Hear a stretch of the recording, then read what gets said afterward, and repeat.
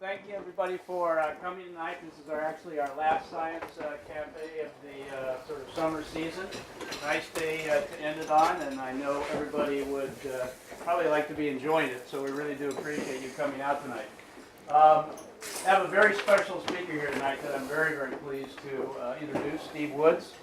And I met Steve back in late winter when I did an interview on his radio show, TideSmart. And got to know Steve. We had a great interview, and afterwards we spoke for about an hour, I think, before both of us had to go somewhere else. And that's pretty unique for me, at least, because when I get engaged with somebody, it's hard to break off a conversation. But what was really interesting about Steve is sort of his life history, how he came to Maine, but also his interest in science and education and utilizing those to help improve the economy in Maine. How many people in here live in Maine year-round? All right, so you all know that Maine doesn't have the most robust economy in the world. In fact, you're going to hear that Forbes Business Magazine ranked it last year as the 50th worst state in the union for business. And we got a lot of big economic problems in the state, and I think Steve has a lot of really, really interesting ideas about how to start tackling those. Steve started his professional life, he told me, at McDonald's, but I think after McDonald's it started as a player agent for the Major League Baseball group, and also I'm not a sports guy here. NBA, Major League NBA, yeah. and Major League Baseball groups, and eventually found his way here to Maine when he followed his wife, his lovely wife here to Maine, who he told me, she said, well, I'm going to Maine if you want to come, you can come here to Maine with me. But he came here to Maine and he started this company called TideSmart, which is actually a group of 5 different companies that focus on experiential marketing in a variety of areas, including healthcare, sports, environmentally friendly businesses, etc. Seems like an extremely successful company. I think you launched that during the recession to a large extent. Right. And I remember him telling me that everybody told him he was crazy to do something like this in Maine. I love it. He said, okay, I'll go do it anyway. Very successful company. My interest, again, is in talking to Steve and have Steve talking to you, is really to talk about this issue of interfacing science and education to business development in states like Maine. And that's what he's going to talk to us tonight about is how we can sort of apply these issues of education, science, and technology to improve the economy of states like Maine. So very happy to have Steve here tonight. Great, thank you very much. Thank you, Kevin. Thank you for everyone here and the beautiful inn.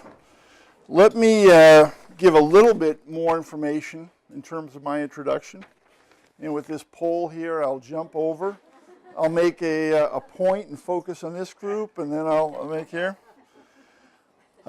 Before coming up here today, first of all, I think the idea of a science cafe, which is something that's being done here, and also I believe it's being done also internationally, is a great idea. I think science and math and things that you can believe and touch are really important, whether they apply to the economy or whether they apply to education or day-to-day life. And so having this type of an event a number of times during the summer and having it brought to the community and having it open to the community, I think is something that's just very important, very special, and somewhat rare. So I went online and I checked the summer lineup. How many of you have been to some of the other science cafes? So, great. So it started this year on June 27th, and from what's listed online, it appears that this is the 6th in the series. So on June 27th, there was somebody with, all kinds of advanced degrees. On July 7th, somebody who, Dr. Foskett from the Perelman School of Medicine and something else. And then there was a double doctorate, MD and PhD from Stanford, whose campus I've only been lucky enough to drive through.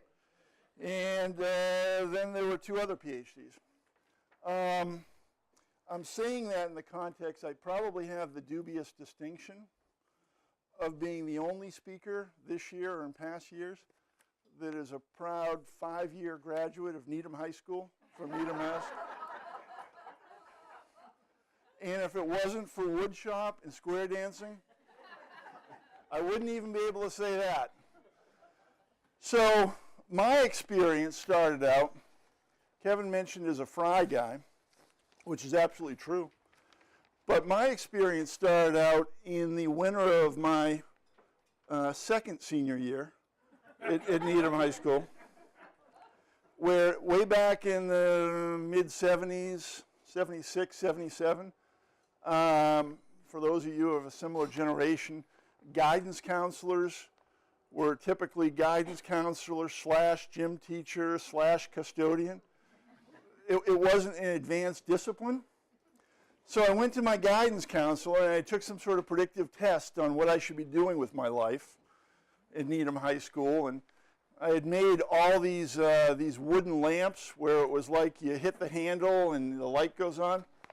I was getting excellent at those. But so I took a test and I sat down with the guidance counselor, and the guidance counselor said, hey, there's really nothing out there for you. You know, so guidance counselor / gym teacher / something else. And so he pulled out, and this is a true story, he pulled out an index card, and he goes, we have a part-time job placement we really think could be for you. And it's at a car dealership, and they're looking for a stock boy. And I live, if any of you is familiar with the suburbs of Boston, I grew up in Needham. And next to Needham is a town, Newton, slightly bigger city. So the guidance counselor / gym teacher guy, he goes, the car dealership is called McCormick Dodge. It's in Newton, 1976 at this time. And he gave me the address, and he's like, don't screw it up. This could be it. This could be, there's only one, and there was only like one index card on his desk. So there weren't a lot of options. So I went to the address in Newton Lower Falls, and it was an office building by the Charles River there. And I went to the address, and there were no cars in the parking lot. And I'm like, very unusual car dealership. And the name on the door, it was not McCormick Dodge car dealership. It was McCormick and Dodge software company. And I walked inside, and there were like 5 people there. One was a guy named Jim McCormick, another guy named Frank Dodge, 2 mentors, early mentors of mine. And I walked in, and I'm like, car dealership? And again, this goes back 40 years. And so, no, we're a financial analysis software company. And for those of you familiar with hardware, software development, 128 was, before people figured out the weather was better in Silicon Valley, was one of the birthplaces for much of the technology that we have today. And there's just tons of companies in digital and Wang, and IBM was in New York. And so it was really that 128 corridor back in the 70s was just booming. And these 2 guys, one was a math teacher, and one had worked at IBM, and they both quit their jobs. They started a software company to handle large frame computer financial service packages. And nobody else was doing that. And so I remember going on a tour, and there were 4 people in the front and 3 in the back, and they had an IBM 370 computer, which was about the size of, if you drew across from this post over, it was huge. And they had these telex tape drives spinning around, and then they had hard disk, and then they had a couple people in the back coding in COBOL, kind of like O's and ones. And then my job, they hired me, right? So my job was going to the guys in the back coding and carrying stacks of transmittal forms into this lovely woman named Betty, who was the key punch operator. And so my whole job was carrying it over to Betty. Betty, who back in 1976, it seemed like she lived on a steady diet of cigarettes and donuts. So she'd be, put them down there. And so so she would kind of key punch, and then I'd carry the deck of cards back into the computer room to the guy named Bill and fit them in the card reader, and they'd go, and then a bunch of things would happen, and just like in a futuristic movie, lights would happen. In truth, that computer had 1/millionth the computing power of an iPhone right now. But it was unbelievable, right?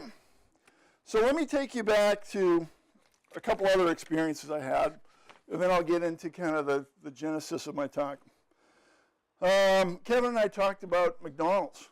I was the fry guy, and I've told young people as I've spoken around the state, there's no shame in that game, especially back then. McDonald's had very tight systems. They had training, they had accounting.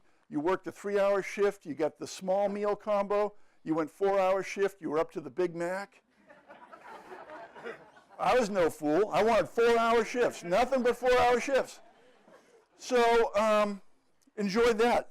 I'm going to run through kind of a menu of jobs that I've had. McDonald's fry guy started with. Swimming pool cleaner. My father was a owned a construction company specializing in gunite pools. Then things went up with McCormick and Dodge. The kind of the epilogue to that was 2 years into that, it went from 8 people, 9 people into 60 people. And then in 1978, I was special project manager. So I was long out of Needham High School, and Needham High School was long after me, and I had committed myself to a job as a stock boy at McCormick and Dodge. But everything was booming.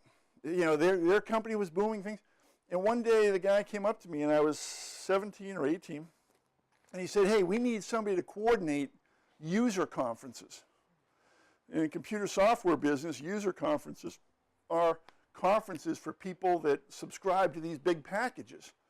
And he goes, could you do that? I'm like, of course I can do that. So he goes, well, you have to go out to Las Vegas and negotiate the convention contract. And that means the hospitality, the rooms, the food and beverage, buy the bottle, buy the drink, buy the hour, all this other stuff. And I'm like, yeah, no big deal. I went out there, and I had to interview 3 or 4 different casinos, and they knew I was bidding for this sizable convention.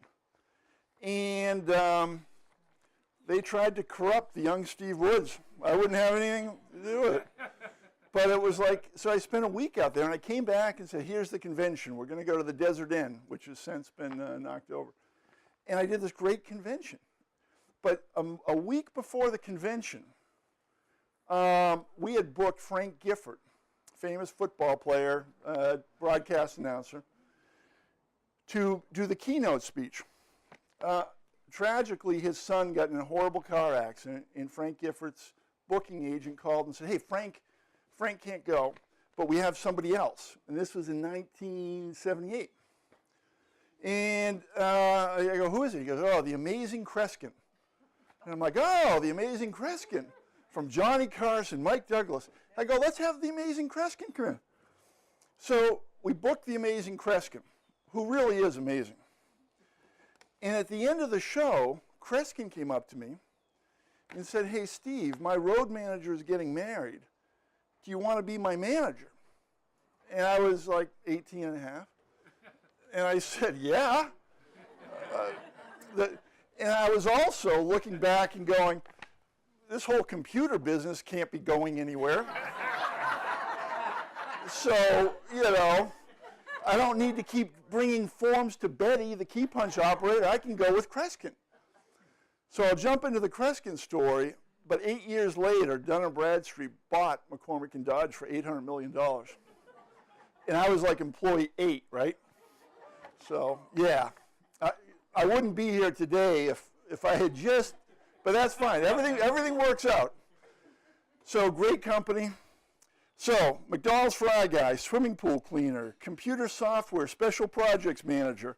I joined Kreskin, and for 3 years I traveled the world with Kreskin. Went to every state, produced shows all over Europe, and learned logistics and audio-visual and PR and travel. After that, we're doing a show in beautiful Beaumont, Texas, which is part of the Golden Triangle of Port Arthur, Orange, and Beaumont. And I'm there, and this guy named Wild Bill Starnes came up to me. And he goes, hey, Steve, I'm starting this new company called Star Search, and I'd like for you to run it. Do you have any idea on how to do Star Search? And I'm like, yeah. I did the software thing. I did the Amazing Kreskin. So I said, Kreskin, I'm leaving, and he goes, I know that. He goes, I sensed it. So Kreskin said, I understand that. And I went to Beaumont, Texas. And for 2 years, I was the general manager and co-owner of this thing called Star Search, which was sponsored by Wrangler Jeans and became Wrangler Country Star Search. And 2 years after that, the guy who owned the most of it came to me and said, hey, this is going great. I just sold to a TV company that wants to make it into a TV thing, and that became the Ed McMahon Star Search. So I was doing this national radio thing, and I'm like, what does that mean for me? He goes, well, it means that, you no longer need to be in Beaumont, Texas. So I went back to Boston, where I grew up, and I said, okay, if Star Search worked, I'm going to start a company called StarQuest. And StarQuest was a contemporary music promotion. That worked great. I went down to Atlanta, like everyone else trying to sell in a marketing idea, went into the Coca-Cola building, found anyone that would meet with me about the sponsorship. In this case, I think it was like the Styrofoam Cup director. And I said, I got this great idea. He goes, go back to Boston, meet with the local bottling company. That's where you need to start. Went up there, met with a guy named Ted Heiberger, who was the head of marketing for Coca-Cola New England. And out of the blue, he said, okay, we're going to sponsor it. And for 2 years, it was the biggest music promotion in New England and then nationally. And then from that experience, he recommended that I go to McCann Erickson, their ad agency, and I headed up the Coke account. And they said, hey, can you do advertising? Yeah. What's the big deal?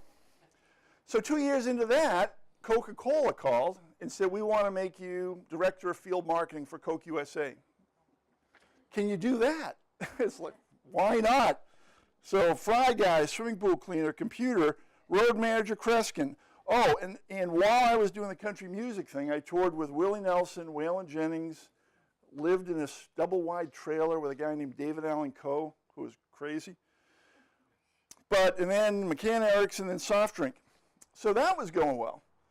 And then University of South Carolina called and they said, boy, you've got some really interesting experiences.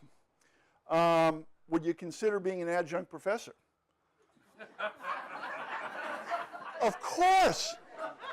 Do you have any, And I said, yeah, I could be an adjunct professor.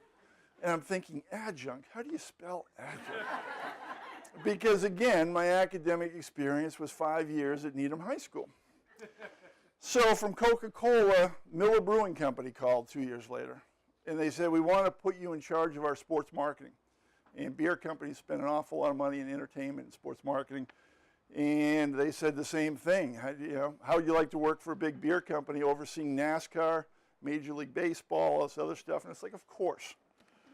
Then another company, ProServe, in sports marketing, two companies kind of founded modern day sports marketing. One is a company called IMG, and one is a company called ProServe. The owner of ProServe called and said, we want to make you the head of our big tennis tournament in Atlanta. And at that point, I was living in Atlanta. And this was in 1990 to 93. And the way tennis works is the Americans play in the U.S. prior to big events, and the Europeans play over in Europe. And this event in Atlanta was called the AT&T Challenge. And it was the final clay event before the French Open. And so every year, it would be Agassi, Jimmy Connors, Pete Sampras, that generation of players. Will you be the tournament director? Of course.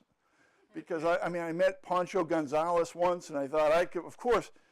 So I went from the beer marketing guy to heading up tennis, and then I ran Pro Beach volleyball with a guy named Karch Karai, who was at the time the top volleyball player in the world. And I was the tournament director of something called the King of the Beach, Tournament of Champions, and I produced NBC shows. I'm only at this point, so I'm going to accelerate through the bottom. Then David Justice, who was 1990 Rookie of the Year, was living, he was probably as well known for being married to Halle Berry as being David Justice. He was a neighbor in Atlanta, and he used to come over to play ping pong.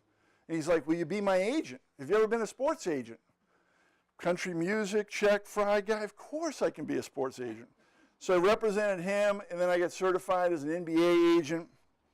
Then I joined 3 other universities, adjunct professor. Then Knight Ridder Tribune, which is an international newspaper organization, asked me to write a national column 3 times a week. And then I briefly raced cars at Bondurant in Arizona. Then I produced, then I guested on HBO, CNN for a while. And then in 2001, in Atlanta, actually a couple of years before, I was out at a restaurant, and I met this beautiful woman down in Atlanta, right? And, you know, we dated, and it was magical, and somewhere in the conversation, as I was lost in her gaze, I said, where are you from? She goes, Maine. I go, oh, Maine, that sounds wonderful. Will you ever want to move up there? And I'm like, I don't know, sure, I can do Maine. And we ended up getting married and having 2 kids. In 2001, we moved to Maine, and my wife, Katie, is sitting right there. Wave, Katie. Wave. I was actually going to say it was 1998. Oh. Well, 19... I called you and I said, hey, I see you're single. Better story. Better story. But accurate. Well, we met in 1998, and then we moved up in 2001. So this company in Portland, an event marketing company, this guy said, hey, will you run my event marketing agency? Have you ever done that? And I'm like, no, I could do that. 2 years later, the company's going well. It was called Pierce Promotions. And in May of 2003, he called me into his office. He goes, I've got some great news. And I'm like, what's the great news? He goes, I just sold the company for $23 million. And I'm like, that does sound like great news. What does it mean for me? Hardly anything. I wasn't an equity partner, so Katie's at home with our 3 children, 2 of them in diapers. And so in October, they offered me to stay on as an employee at this big conglomerate. And I have a little bit of a personal aversion to giant conglomerates, especially when they tell you they'll take care of you. It's like those big billion-dollar conglomerates, we'll take care of you. And it's like, in my experience, it's never really worked out like that. So in October of 2003, I left Pierce, and the next day I started a company called EMG3. And over the last 11 years, it's doubled in size every quarter. So along the way, I've also, 6 years ago, decided to get involved with local government, became chairman of the Yarmouth Planning Board, became board member of Big Brothers Big Sisters, worked part of the development team of a big project called Forefront down in Portland, became co-owner of the Maine Red Claws, which is the NBA affiliate down in Portland, was president briefly of the USS JFK Museum, which was my dream to bring the last non-nuclear aircraft carrier to Casco Bay. Apparently the residents of Casco Bay thought it was too big, so that didn't work out. And up until recently, I was a 3-year chairman of the Yarmouth Town Council. In 2012, I was encouraged by a number of friends to run for U.S. Senate here in Maine. So I entered the race, and then this guy, Angus, came along. We know how that turned out. And also currently a board member of Boys and Girls Clubs. And then in 2014, which is now, I was also encouraged to run for governor because I care about the state. And I care about our economy, and as Kevin mentioned, I think we have a weak economic engine, but I don't think the answer are politicians just saying, we'll, elect me, I'll bring jobs. We have some real structural issues, which I'll talk about in a sec. But I thought I'd run for governor. And it was like, well, Shelley Pingree's not going to run, and Mike Mishu's not going to run. So everyone, you know, all my friends in politics were kind of pushing me, kind of like, yeah, you run, you. And then all of a sudden, this guy named Mike Mishu, who I've come to know and meet, and I like personally, and I've endorsed him. But all of a sudden, he announced, and he's had like this 33-year elected career, and so I ended up supporting him. So all in all, since the Fry Guy thing, I've had 34 jobs, and 29 of them are specific jobs which had their own kind of pace check stubs, so they weren't like temporary things. So I've literally held 29 jobs. And so when I talk about economic development or job creation, I feel like I have some pretty good direct experience. So that's the context that I want to talk to you tonight. And again, as Kevin explained with the Science Cafe, it's an open dialogue. If there's questions as I'm going along, please ask. There's a ton of great food back there, so don't feel like you have to just sit here and wait till the end. Feel free to get up and grab some food. The name of my talk that was listed on the website is Economic and Innovation Density Zones. Let me start with some of the numbers. These numbers, which you probably can't see because I wrote them in a green pen, but I'll tell you what they say. What was introduced in the talk outline is, I'll explain what this set of numbers means. 35,385. That's the number of square miles in Maine. That includes waterways. Just land mass is about 30,800 square miles. We have a huge state. It's a beautiful state. Like tonight, it's like the most beautiful state. It's unbelievable. But as we talk about jobs, and we talk about economics and finance, and we talk about science, numbers matter. Time, space, distance matters. And I'll talk about that a little bit later. 43.1. That's the number of persons per square mile here in Maine. The national average, this is the national average, including Alaska, is 87.4. Right? So we're going to get down to the population, which is 1,328,302, which has been stagnant for a number of years. But one of the core issues in our state is we have a state, and we'll talk about infrastructure, that is designed right now for 9 million people. So it'd be like designing a building for 9 million people and only one. The inefficiencies and a number of elements in that kind of paradigm create incredible headwinds, which we'll talk about. 488, that's the number of municipalities we have. And there's about 10 unincorporated, but those are the recognized towns and cities in Maine. And then at the bottom, 43.5 versus 37.4. 43.5 is the average, is the median age here in Maine. Half the people are older, half the people are younger. I think Maine gets a bad rap relative to the age statistics. There's nothing in Maine's water that is making people age faster or any different pace anywhere else. We're losing 18 to 24-year-olds, 18 to 30-year-olds, and that's creating this statistical reality. Because we're losing so many young people and we're a net exporter, it gives the effect statistically that Maine's a really old state. And statistically, it's true, but in terms of what it means, I don't think it's right. I don't think it's a good stat.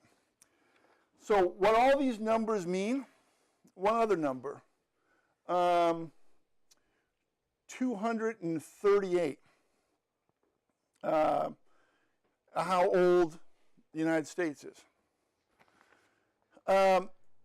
Relative to economics and finance, and I'll talk about some other things, we now live in a culture where it's a reflex for everyone to see things that are either bad or uncomfortable and want to blame someone.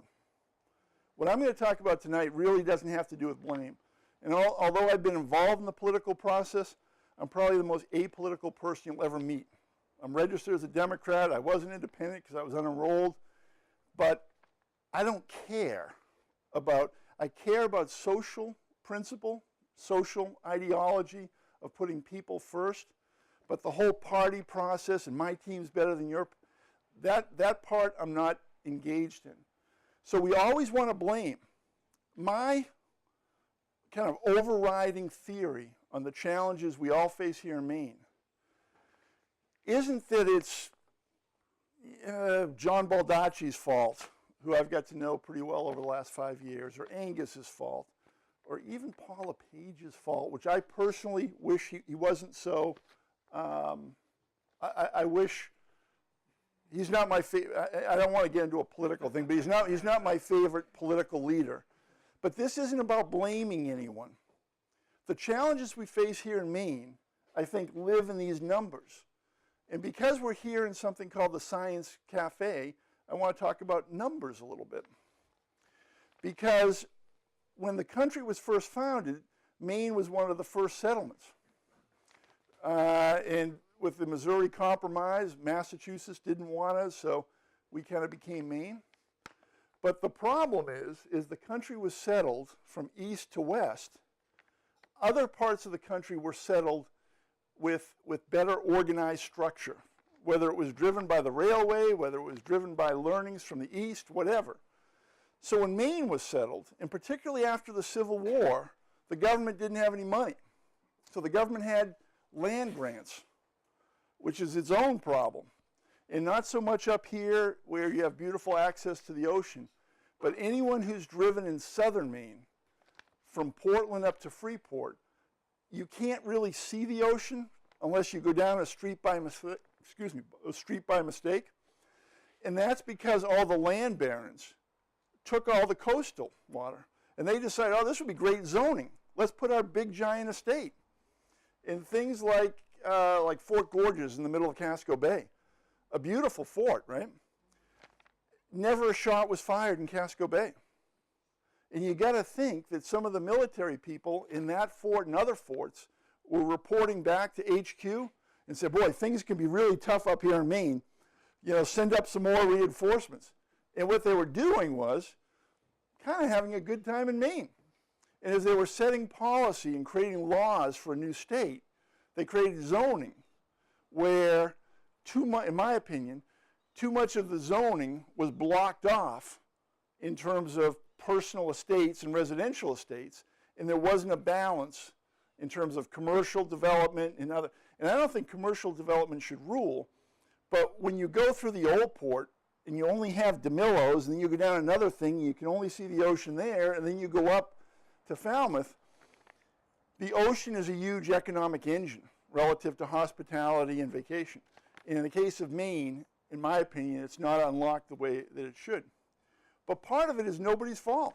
We settled across 35,000 miles because 200 years ago, there were no planes, trains, fiber optics, there was nothing.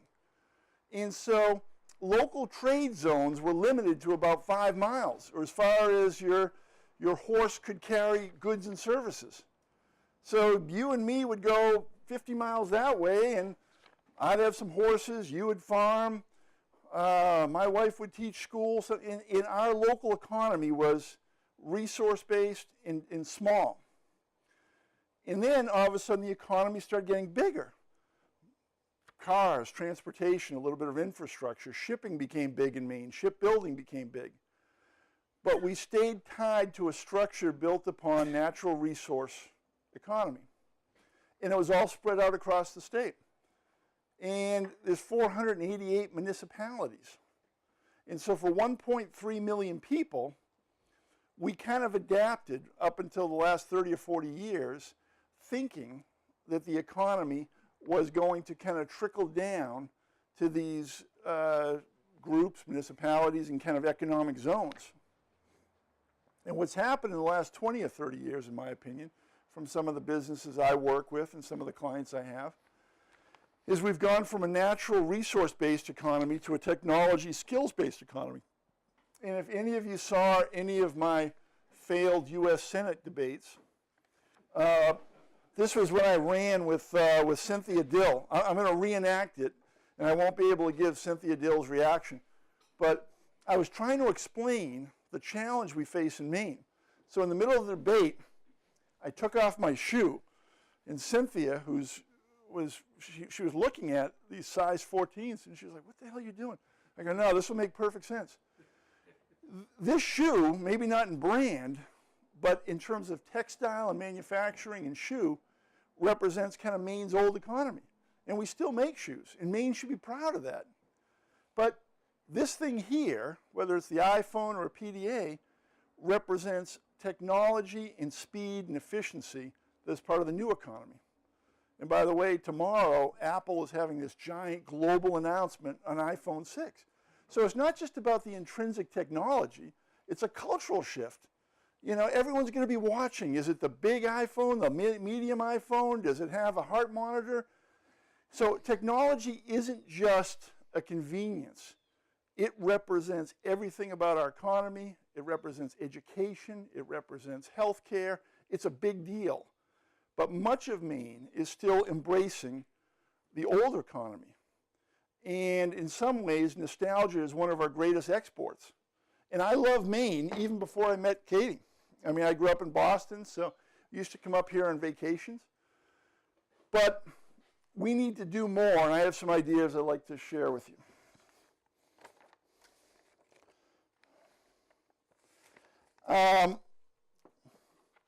Kevin mentioned this, and I'm just going to briefly refer to it. Forbes and Money rated Maine 50th. Today, the Business Insider, and this is online, literally this came out at 8:50 this morning, ranked the 50 U.S. state economies from worst to best. So in this study, Maine is 47th. So we're just a tad better than South Carolina and West Virginia, and a tad behind Arkansas. Here's what I think, in my opinion, and again, this isn't coming from a political ideology, or I'm not trying to convince anyone to be Democrat, Republican, Independent. To me, it's about science, it's about number, it's about space. Healthcare and education, most people will agree, are two of the core building blocks for our society, for our day-to-day life. Healthcare, education. There are many things that are kind of variable, many things that are subjective, many things that are elective. But in general, from prenatal care to hospice care, we all need health care. It's critical to the human experience. It's critical to our existence. Great research done here at MDI Biological Labs, critical. The stuff that they're doing, unbelievable, and other labs around. But healthcare is critical. Education, I believe, is critical. And all the reports show how critical it is for both a local economy and for a state or for a city to have an educated, skills workforce. Those two things are critical. Over 35,000 miles, every mile, and this is, and again, when I interviewed Kevin, he was kind in the introduction, but keeping up with him talking about science, I had like a migraine after an hour. He was talking about nanomolecular structure, and I threw out isotopes, and he called me out like, you don't even know what an isotope is. And I'm like, you got me. But what I do know relative to my business experience and the experience I've had in local municipal government is we have a great state. And it's nobody's fault that it's 35,000 square miles wide. It's nobody's fault that we have 488 municipalities. It's just nobody's fault. And we spend so much time and energy blaming other people. And we spend too much time now in the political realm, whereas you watch all the ads on TV, where every candidate says, elect me, I will solve your problem. And what many times they say is, elect me, I will bring jobs. I've run for office a couple times. I've held office, a local municipality office, and I've never met one of these politicians that actually really created jobs. And so every time I'd go to a debate, it'd be like, hey, I actually, today created 8 jobs. And, right now my companies employ close to 100 people here, 50 people in the field, and 2,000 subcontractors around the country. One of my companies, ProAmerica Health, is the largest health screening company in the country. We recently did 1 million health screenings all across the country, biometric health screenings. In the last 3 years, we've invested approximately $50 million into the local economy.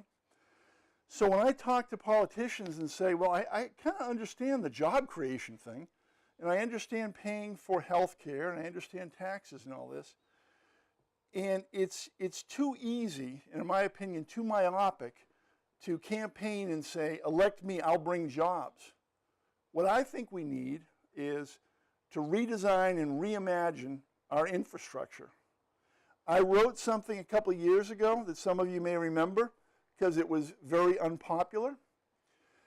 And I basically outlined that in Maine, out of those 488 municipalities, 108 of Maine's municipalities are insolvent to a significant degree. And I only named one because I didn't want to piss off 108, and I figured if I named one, and I don't want to name it now because they're all upset, but I can't go back to Milo ever again. I'm just saying. Okay. The way economic growth happens is when you bring outside capital in. Anytime you have an enterprise or a universe where the capital is just regenerating, you're not creating growth. In fact, it diminishes over time as money goes out of the system. So in order to create growth here in Maine or in any of these communities, you need to bring in outside capital. It doesn't help Milo or Yarmouth or any community if the money going in, if somebody makes money at a gas station and they pay it to somebody in a cafe and they take their money and they pay it to somebody for rent, you need to bring in outside capital for growth because there's a degenerative effect where you're paying taxes and you're paying interest and money sooner or later dissipates and the economy goes down, unemployment goes up. And so my argument a couple of years ago was we need to relook how Maine is structured because either we take affirmative steps and make some tough decisions or it's going to happen over decades. And what I advocated 2 years ago was not to close any communities, not to tell anyone in Maine where they could live or not live, but where we need to focus our resources as a state to create zones where there's business development, community development. This area of the state is one such example. The stuff being done here, the stuff being done in other areas of biotech and Jackson Labs, and that's what we need to do. And so my argument 2 years ago was, in the case of Falmouth or Yarmouth or Cumberland County and some communities up here, you have communities where somebody in round numbers will pay $1 in state taxes and they may get back 20 cents or 30 cents back in state support. You have other communities, and I identified some of them in my report, where those in the community pay $1 and they need $20 of support. And the problem is we're doing that as a state. And we're doing it for the right reasons. We're doing it out of compassion. We're doing it out of a sense of social compassion and righteousness. But in most of these cases, we're not helping people. We're kind of entrapping them in an economic cycle. And here's what I mean about that. I use Milo as an example. I've been to Milo. I spent 2 days there last year. It's a nice place. They've lost most of their jobs because of the logging and timber and processing wood and Dover Foxcroft. But there's some really good people in Milo. But the unemployment rate is through the roof. The infrastructure need for the dam and the water treatment through the roof. Education through the roof. So we have these challenges in the state where in Augusta, we have elected officials wanting to do the right thing to help people, but not making some of the tough decisions, and I'll give you an example. We typically look at our politicians. We have 35 state senators, 154 members of the House of Representatives, 151 reps, and then 3 tribes have representatives, 1 governor, and about 4,100 elected officials or appointed officials across the state. What I've been saying over the last year is the answers aren't with those elected officials. And as you, regardless of what party you're in or who you support, the answer isn't this November in a party or a person that any of us will be voting for. I really believe the answer is in this room. I believe that our democracy has gotten kind of tired. And I love our democracy. But when our democracy was founded 238 years ago, we elected, in effect, we hired the best and the brightest. You know, Jefferson, Madison, Adams. It wasn't random. It wasn't, hey, who wants to be part of this club? You look at the Declaration of Independence, you look at the Constitution, and there's absolute brilliance in the structure, in just the literary composition. Unbelievable. And as you go to other world history and other countries' evolution, when a country is in trouble, collectively, typically, the members come together and go, okay, whether it's a small group or a tribe or a big group in a country, and we say, we need the best and the brightest to lead us. What I think has happened over the last 40 years is we haven't had that sense of we're really in trouble. And so many of us, myself included, we've taken it for granted. And that's why I first got involved with the government. We've kind of taken it for granted, and it's easier to say, well, this politician or this politician. But democracy has to be a participation sport. And I don't care if you're Republican, Libertarian, Democrat, Independent, whatever. If you're informed, if you care, if you take the time to learn the issues, I think we should have diverse views. I think that's good for our democracy.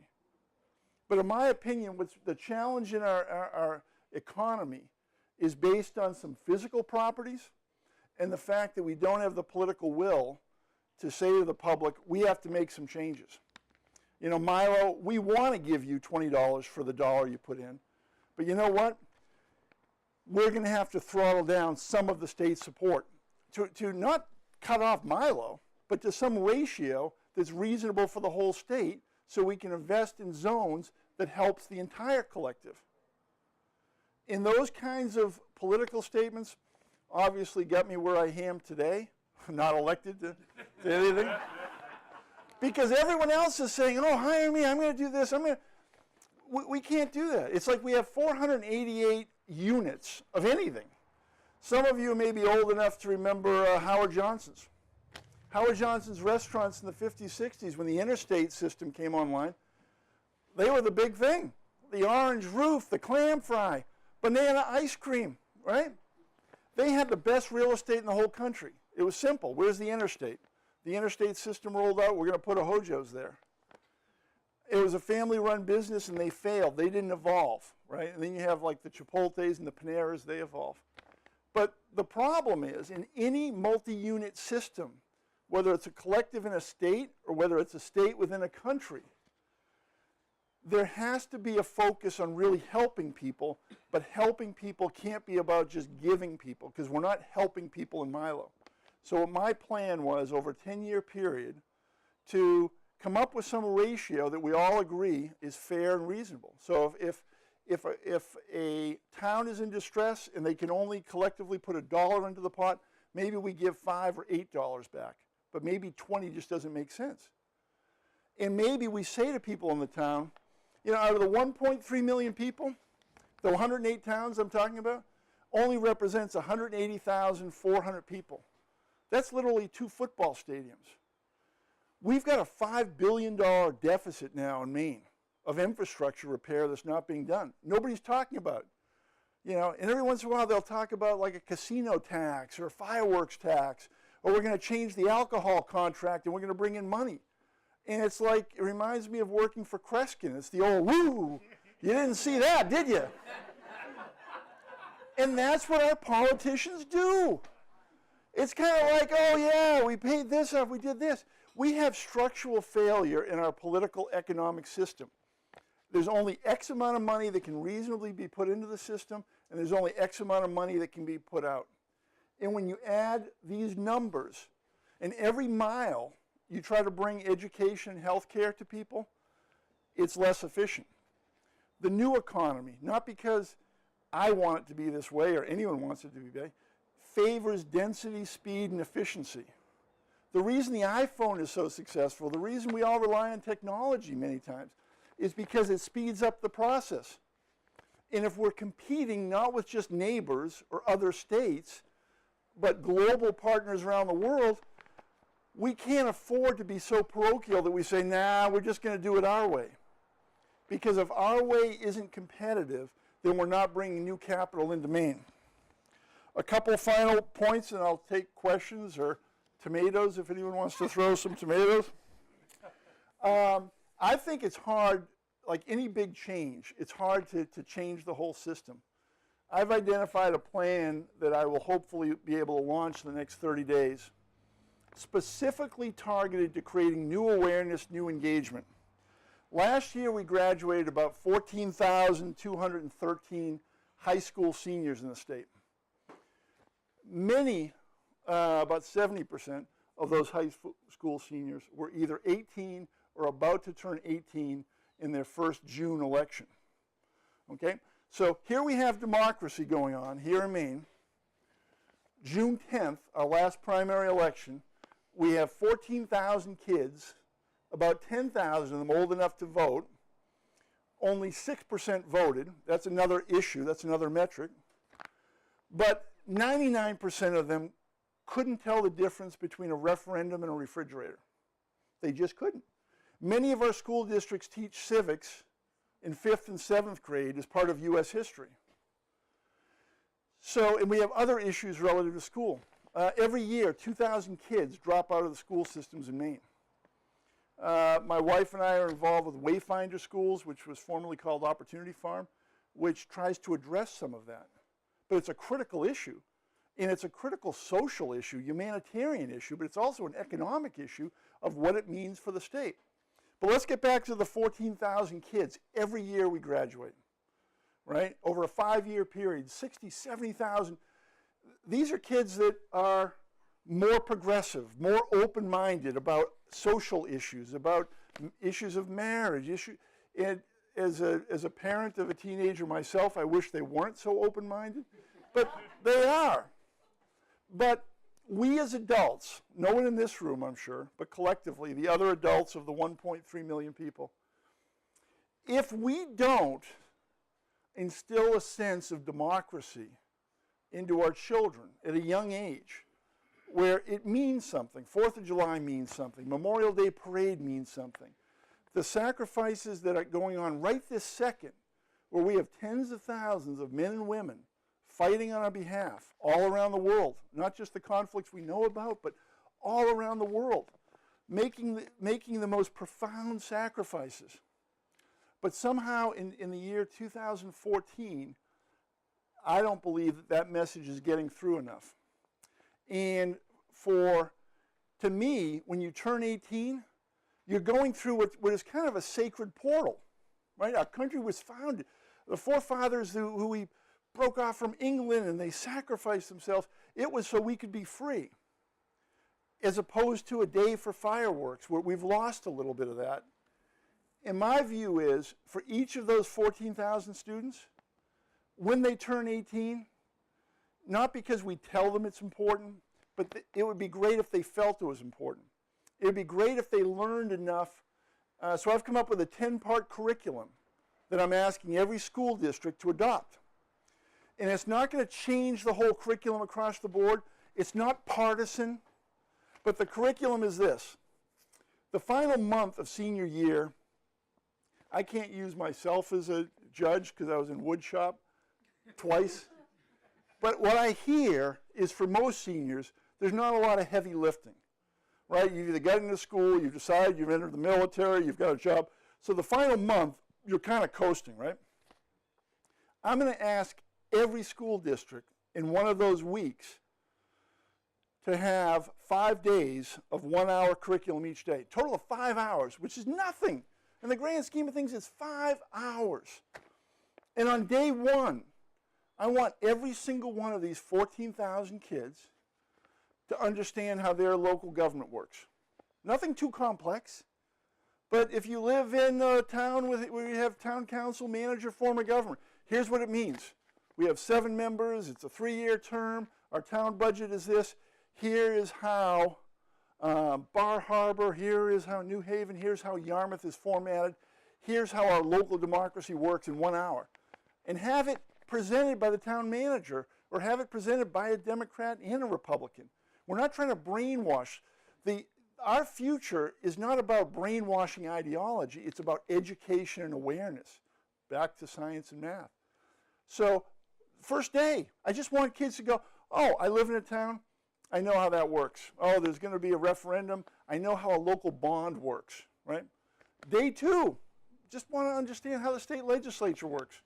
Is the state Senate different than the U.S. Senate? You know, is the representatives, how are laws made? How is executive branch? Just simple stuff in 1 hour. Because these kids are within weeks of going through the portal of democracy. And to me, it's not a small thing. It's a big thing. We've made it a small thing. We've let time erode some of our senses of democracy. Day 3, talk about what's going on in terms of in D.C. Which is crazy. That'll be a crazy talk. But talk about that. And day 4, how laws are made in Supreme Court and how the judicial branch. And in 1 week, if we can get these 14,000 kids but if teachers tell them, hey, this is important, you know, hey, listen, Billy, this is really important. And then they read off a name and say, this young man died last week. It's important. And we're solemn about it. And if young people start getting a little more engaged and they're able to move past maybe the cynicism of their parents or their grandparents, that's when people will learn about numbers. That's where people will adopt what I think is a healthy attitude towards climate change. And again, I don't understand all the science, and so that's why it's so ironic that after 5 PhDs, Kevin chose a dropout from Needham High School to give, the final leg of the science series. But I do know that information is important. Education is important. Facts are really important. But we have to embrace that ourselves, and I think we need to, in my opinion only, I think it's important that we pass that along to future generations. Otherwise, the cynicism. All of our 18-year-olds to serve one sort of year in service for our country, maybe in a hospital, maybe in a library. I'm not asking them to go to war. I'm not going that route at all. I look at Israel, I look at Switzerland, just to name a couple of small countries, and they seem to have a lot of pride in their country and what they do and so forth. And you pointed that out very vividly in the last 30 minutes of your 60-minute presentation. And I just wonder what your thoughts about that subject are. I agree with you. I think that when you own something, let's use a car versus a rental car, the feeling you have when you buy your first car, whether it's a $2,000 junk box or you saved up for more, or you're an adult with your first job and you buy a brand new car, you treat it a certain way. When you rent from Hertz, you drive it like a rental car, right? I think democracy I think it requires some degree of sacrifice. And I think that it goes beyond just kind of the political realm, but there's a psychology to it. When you care about something, I think you also make better decisions. And I think what's happened is we as a society, people have talked about either a draft or community service or social service to go into teaching or healthcare.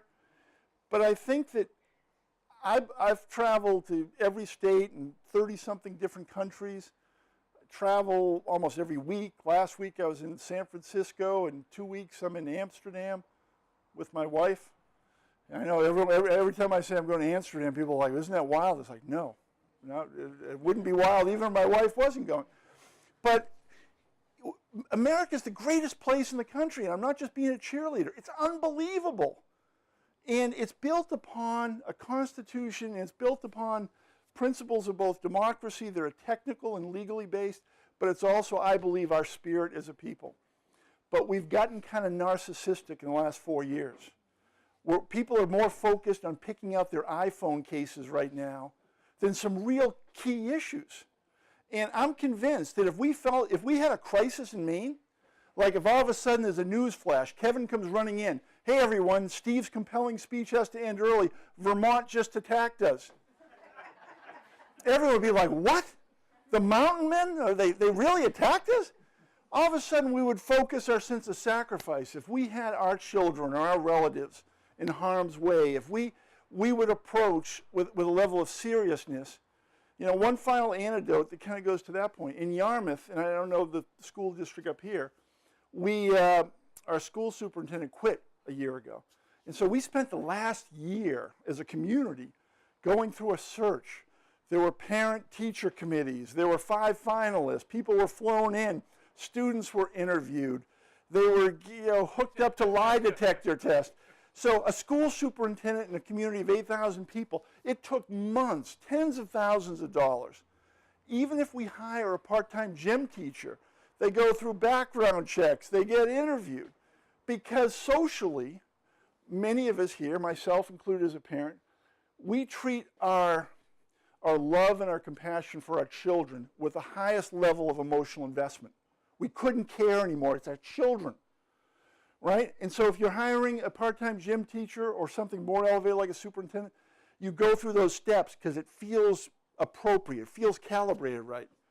The last 2 out of 3 elections, not enough people even ran for town council or school committee. So a person on school committee overseeing a $24 million budget goes through no review. And they're creating policy. They're creating structure. But nobody in the community has either the impulse or the commitment. The businesses that I run, they're experiential marketing businesses. I created something called levels of emotional investment, and it's the psychology of why we do things. And the quick synopsis is I was at the University of South Carolina teaching 20-something years ago. And I was trying to teach marketing and sponsorship. And there was like 20 or 30 undergrad kids, and they weren't quite as lively as you are tonight, but they were close. And I wasn't getting it across. So I went outside the hallway, and I pulled in a kid, and, hey, what's your name? And he goes, Jimmy. And I go, we don't know each other, Jimmy, right? I go, come on in here, Jimmy. And I go, hey, Jimmy, would you mind driving me to the airport on Saturday? And Jimmy was like, creepy professor, what? And I said, okay, that hurdle may be too great. Will you help me paint my house? I want to go with like an eggshell thing in the dining room, and I really need some help maybe on Tuesday painting my house. And he was like, okay, I got to go. The demonstration is, as humans, we have a natural state of emotional investment that is 0. We are 100% typically emotionally invested with family members, meaning that our behavior will be modified or directed in that continuum between 0 and 100. When you see a stranger, like most of you, I had met Kevin and a couple people before. Most of you I hadn't met before. I don't know after this speech if anyone would drive me to the airport. You may want to kick me out. But people, when you care about something, that's how behavior changes, right? So we do a metric with every client and every product we work with. And if you start at 0 emotional investment, you don't care. You're not going to alter your behavior. You're not going to preoccupy yourself with the welfare of either that brand or that person. With family members, you're at 100%. If any of our children need something or need a health transplant or need anything, you do whatever, somewhere between 0 and 100, depending on the environment and depending on the application, we will change our behavior. And if America was in a super crisis or Vermont attacked us, we would change. We would go, okay, we need our equivalent of Madison, Adams, we need the best and the brightest. That guy's not going to do it. This person isn't going to do it. We would do that. But I think we're in that crisis. It's just happening in slow motion. And I don't know if there's a way to get that across to 1.3 million people. So my start is to try to get to 14,000 kids and say, care about democracy. Care about the sacrifices of your parents and your grandparents. And without getting too hokey, go to the local cemetery. In Yarmouth, we have a whole section just for Civil War fallen. And you can't go through an experience like that without having a profound sense of, oh, people have given up their lives. It's got to be that somber. It's got to be that, otherwise it's all noise. Vote for me, I'll do this. Vote for me, I'll create jobs. Vote for me, I'm this, that, or the other thing. And so the idea of compelling service, I think, is important. I don't have a lot of faith that there's the will, because we've also gotten kind of narcissistic. Maybe not Roman Empire narcissistic, but we're getting close. And we need to get to the point where JFK said, don't ask what your country can do for you, what can you do for your country? That is such a foreign concept for so many people, but I believe it. Yep. Take this back to numbers for a minute. Yep. I think that your initial analysis is spot on, but I don't see a way out. We have a state that was organized, as you said, on an economy that could support a group within whatever is a 5-mile radius. The economy now is all about economy of scale and critical mass to make things happen. How do you manage to provide schools, hospitals, all of these things without a massive relocation of people or a fantastic investment on infrastructure and technology so that we can overcome distance? It's a great question. We have 3 primary urban areas in Maine: Lewiston, Auburn, Bangor area, and Portland. And 9 out of 10 new jobs have come to that area. 93% of capital in the last 5 years has come into those 3 areas. We also have an education system through the humane system and private universities that in many ways is great, but like everything else, it's all over the place. I think we need to identify, and we need to recognize global realities as opposed to our own way we hope it was or the way we wish it was. And one thing I wish we all wouldn't do, and next month I'm starting a weekly column, and it's the first column, is this idea of from away, right?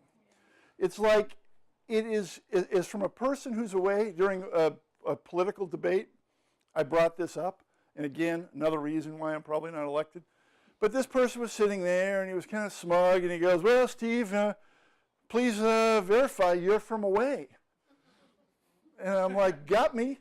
Way to go, super sleuth. And I go, what's your name? And he goes, oh, I'll use Jimmy again.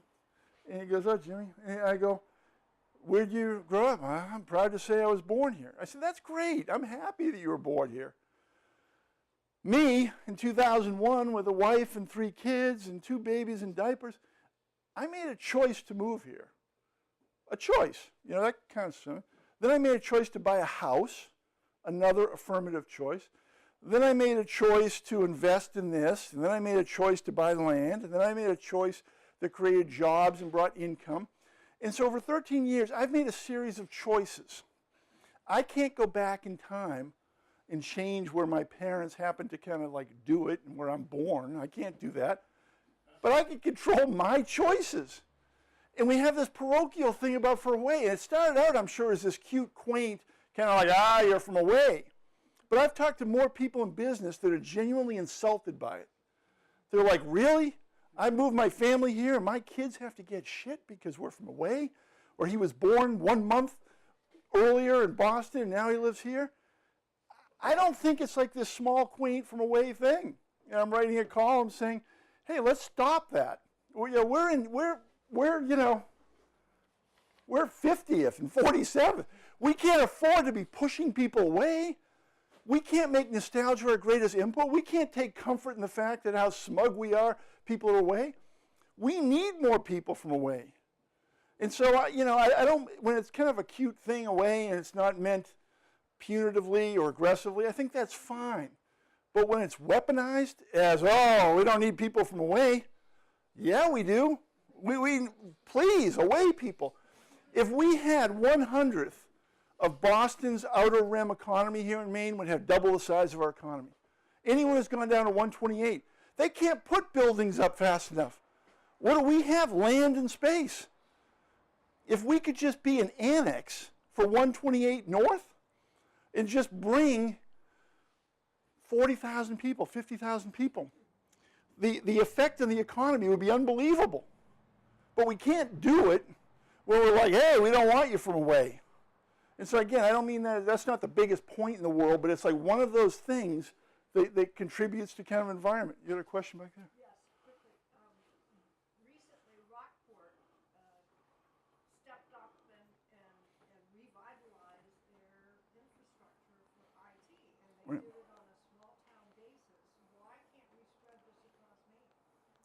Yeah, I think, but like anything else, I think we need to get together and make smart, good decisions. And technology is going to play a role in almost every part of our economy going forward. We can't get away from technology. It's a reality.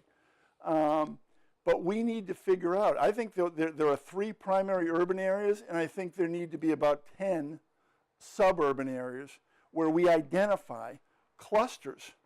And if you can identify, so if Milo's not in the cluster, but we say to 400 people in Milo, hey, we have land about 30 miles over here. The state will help with a 1/4 acre land grant if you want to move. Nobody's going to force you to move, but we're not giving you 2 $30 million bridges next year. We can't afford it because the money needs to go to the state. But if you want to move 40 miles here, here is all the great things. There's 80 jobs there. There's health care 2 miles away, education 3 miles away. You're at a point where there's density and there's efficiency. Because with 488 communities, we can't have MRI machines, or we can't have CAT scans in every hospital. We can't have advanced computer technology. And the other kind of dirty truth, we can't have the best teachers or the best doctors all across the state, because many of those decisions are based on human interest. And there are a lot of doctors in healthcare and a lot of teachers in education that want to work in a community where there's vibrancy, where there's dancing or a concert or a bowling alley or something. Those things need to exist in clustered configuration. And whether that happens or not, it's happening slowly through erosion. And it's happening, and we're losing tens of millions of dollars, but as importantly, we're losing time. And the thing that's critical about the new economy is time. Time's happening right this second. And in Maine, people are kind of like, oh, we don't want to kind of move too quick, but it's happening. And so we do need to focus on technology and connectivity. And we've got some of the hardest working people, and there's like great social DNA in Maine, hardworking people that care about being good neighbors and good friends. So we have all the ingredients. We've got a great state, and we've got coastline and lakes, and we've got this out here. This is unbelievable. But if we keep doing the same thing we're doing, 20 years from now we'll be in the same place, and the rankings won't change. We have to change the paradigm. Yep, sure, one more question. And then after this, I know some of you have to go. I'll be here afterwards. I've asked Kevin to extend my stay 3 days because he's gracious. He provided a room, so I thought there'll be follow-up over 3 days. So I'll be here, my wife and I'll be here answering questions for 3 days. But final question. All right, let's say the governor gives you an unlimited budget to bring in outside money, right? Right. And let's say we're a Chamber of Commerce, New York City, New York State, whatever, right? We know these figures here, the median age, the graduation rate, so forth. How would you sell Maine? Everybody around here has space, you know, Vermont, Right. New Hampshire. Right. You all have a lot of open space. So how would you sell Maine? Our current governor went to, I think, China lately. Was it China or Finland, China last month, looking for business development. I had suggested to his chief of staff, why doesn't he drive south, again, to Burlington, Mass., okay? We have to make actionable steps, because broad, you know, I'm part of like 20 different think tanks, mostly down in southern Maine. There's Envision Maine, there's Economic Development Maine, there's Bring Jobs to Maine. We have more meetings every week on how to fix Maine's economy. You can just Google how to fix Maine's economy. There'll be a meeting tonight somewhere. And everyone sits around, and there's Post-it boards, and people play games, and who can come up with the best idea. And I've sat in these meetings, and it's frustrating. They're breakfasts, they're meetings, they're croissants. We need to do things. We don't need to meet about it. I would say to the governor or the future governor, if we have a future governor, I would say, let's be strategic. Let's develop a technology zone. Let's reinforce the biotech zone in this area, which lends itself to nature, which lends itself to we have a core group of people that are smart and involved and interested, and let's grow that. Let's grow that. Let's go outside of Boston. Go to 10 companies and go, you know what? We need to bring 500 of your people. So instead of a $30 million building on Route 128, which has 5 hours of traffic every day, you can kind of leapfrog New Hampshire, and we'll put you in this area here, and you'll have space, you'll have education, healthcare. And through technology, your annex group can still communicate with the team back in Burlington or Newton or wherever, and they can go there once a week. So that's one other thing that Maine has that some of the other places don't have, which is proximity to an enormous economic hub. You know, I grew up in Massachusetts. I can't stand it because of the traffic. But you can't drive down the highway without recognizing it's like billions and billions of dollars. All we got to do is get, come on, a few of you people, 400, 600. You start with one technology core. You grow. You do biotech, medical tech, communication tech. And then you get a few more people, and they call up their buddies, and they go, you're not going to believe this. For $400,000, I got a house. I can see the ocean. My kids are safe. There's a Chipotle. And they're going to be like, come on. You know, my sister worked for Pepsi, and she moved from New York to Needham. And for like $900,000, she's got this little crappy house. I can't even see anything that looks that crappy. And it's like she's paying debt. It's not quality of life. $900,000, there would be a boat and everything else. So we have to start with actionable things, and we have to, I think, meet less. Because I don't know if, like, I work in a business environment where things are very linear. You have a problem or an opportunity, and you work towards a solution.